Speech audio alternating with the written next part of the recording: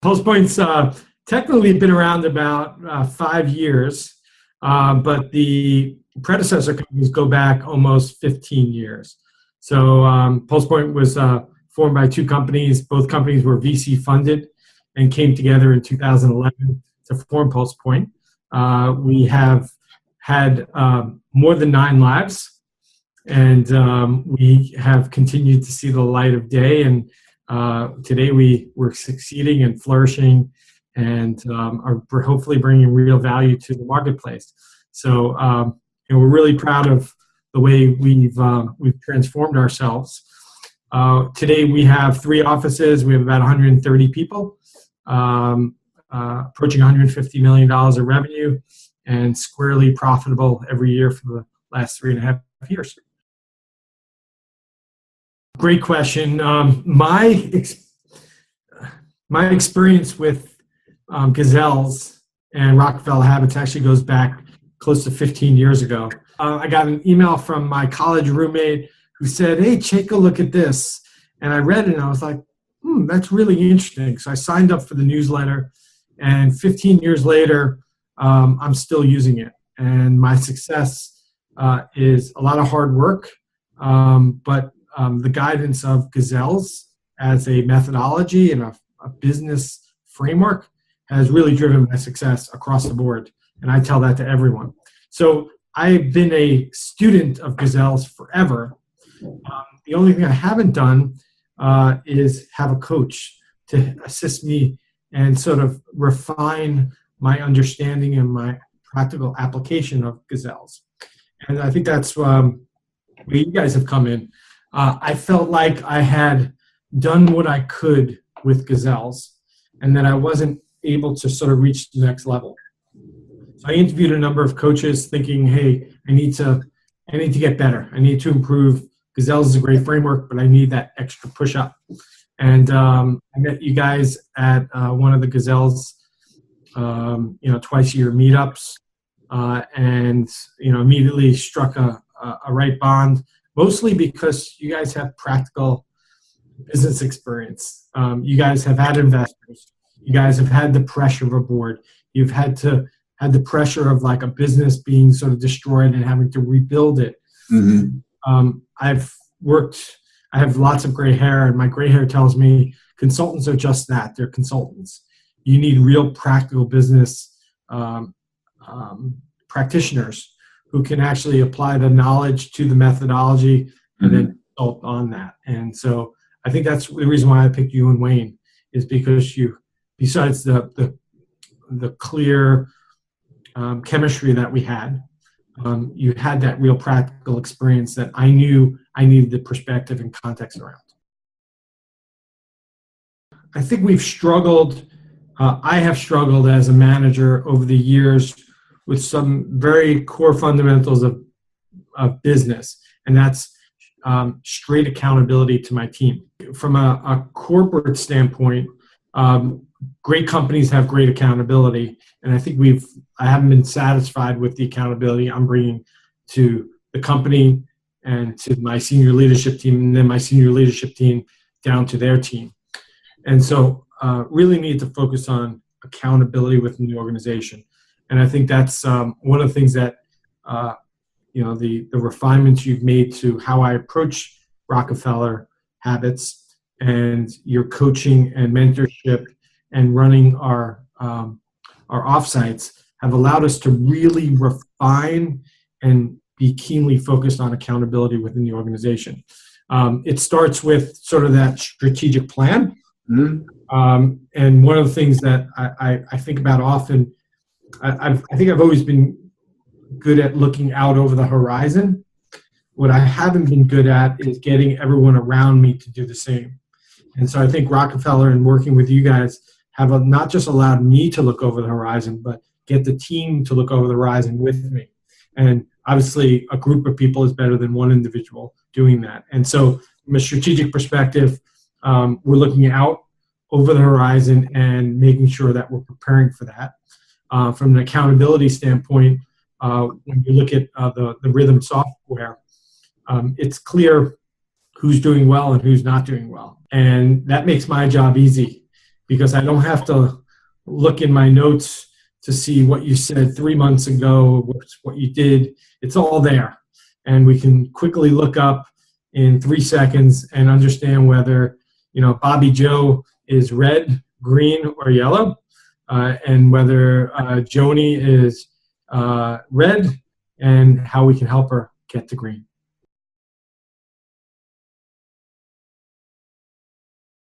In general, what I find is people are resistant to things like Rockefeller habits. Snicker in the background when you say, hey, I'm going to apply this methodology. And it's based around John D. Rockefeller. And this is what it's about, these 4 processes, including people and process, all the other things. And they usually snicker. And then you sort of try to bring them along, and they resist because people hate change and people hate accountability. And that's the experience I've had. It's taken a long time to get half of my team signed up to Rockefeller, truly believing it. And what I think I've seen is over the last 3 to 4 months, the rest of the team is buying into the process, buying into the methodology. And, you see things like, I'm not going to do my weekly huddle. So now everyone doing their weekly huddle and putting pressure on others to do it as well. So that has really helped me, sort of structure my day, structure my management team in a way that we have full accountability within the system. With people, it's been very clear, the changes that have occurred over the last 6 months since you guys have started working with us. So it starts with accountability, and I'm seeing much more accountability across the whole organization. Before, it was this process by which I'm going to do it because Sloan tells me to do it. Now I'm going to do it because it's going to help me. People, I think, have bought into that process and are sort of encouraging others to do the same. And once again, you need buy-in in order for this process to work. Yeah, so I think early on, even before working with you guys, when we did goal setting, we would get goals that were less than SMART. People would not want to be held accountable to them.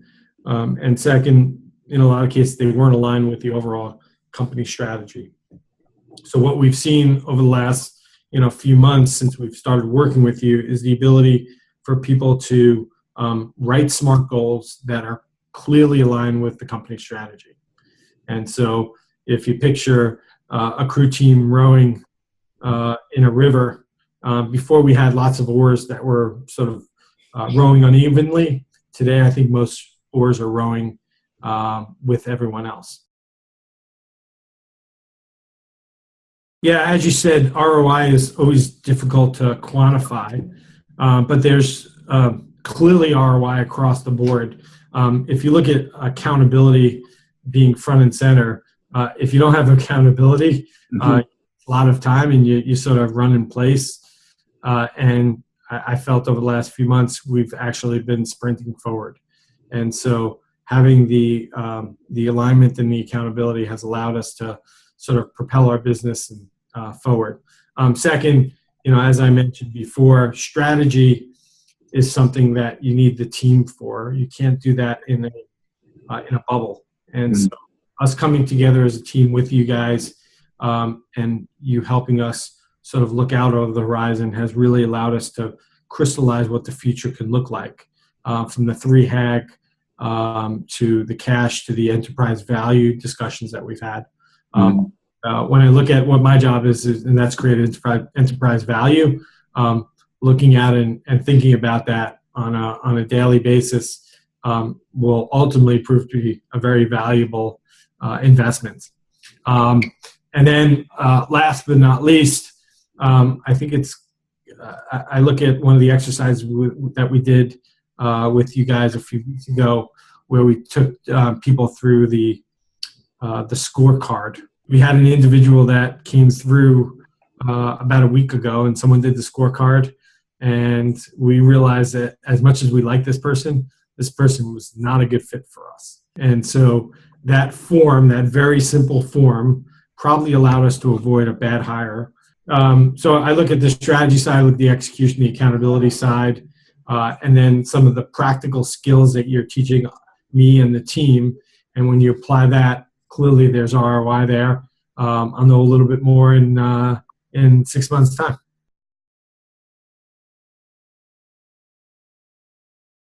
I sort of go back to the 4 critical areas of Rockefeller Habits. From a people perspective, I hope to continue to refine the team and upgrade the team and have A players across the board.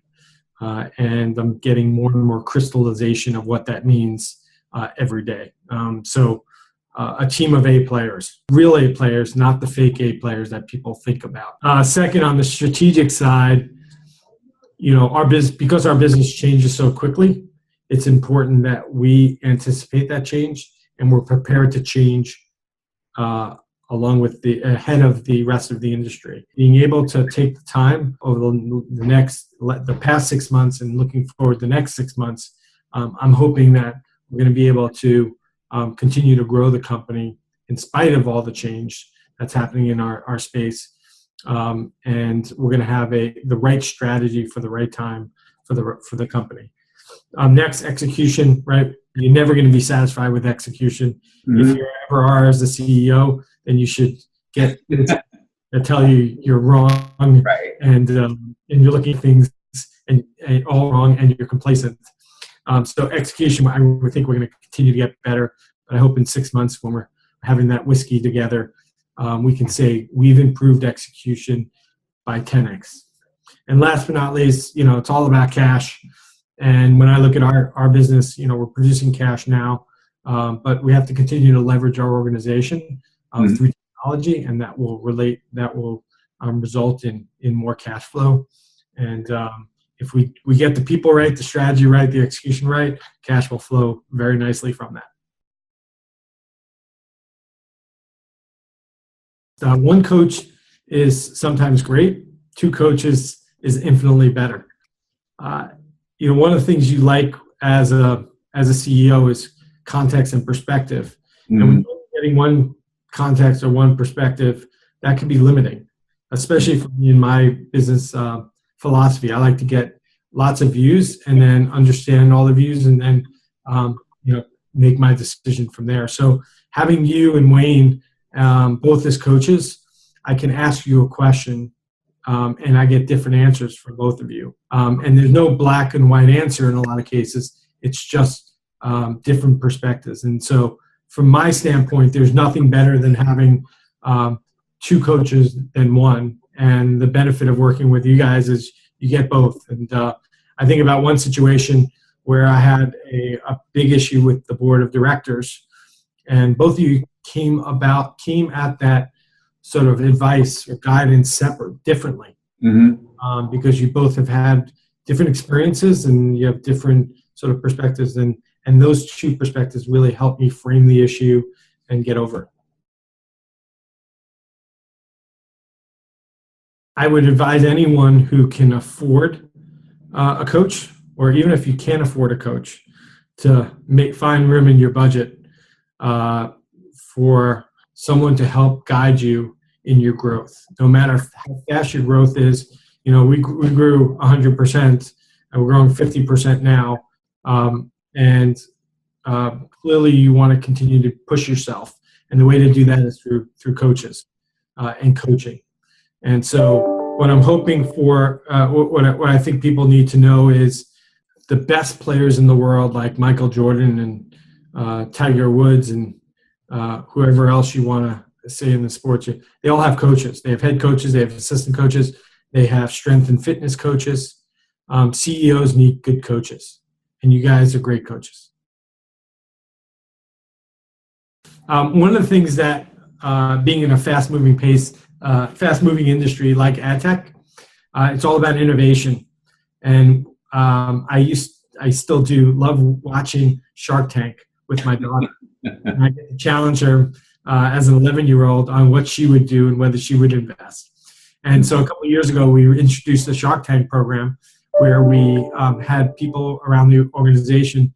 They can pitch individually or in groups new ideas, and reward those new ideas with investment as well as cash incentives for people to bring forth their best ideas. So it's been an unbelievable program, and once again, it goes to the heart of our organization, which is innovation, making sure you innovate so you don't die. No, I just think if you're a CEO watching this and you think you can execute better, you think you can continue to refine your strategy, and you need guidance and strong guidance, then the Free Scale guys are for you.